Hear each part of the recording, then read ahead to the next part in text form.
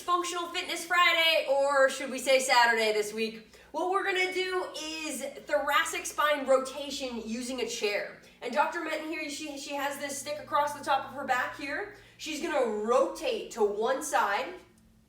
Good. She's gonna take a nice deep breath in, exhale that air all the way out, and then what she's gonna do is she's gonna bend, laterally bend, and then take a deep breath in, exhale, and then unbend, maintaining this rotation. Then she's gonna twist even further, and then she's gonna repeat that process, breathing in, exhaling, then bending, taking a deep breath in, and exhaling. She's gonna repeat this process 3 times on each side. This is a great exercise for improving mobility in through the thoracic cage and the ribs. That's Functional Fitness Friday. Have a strong day.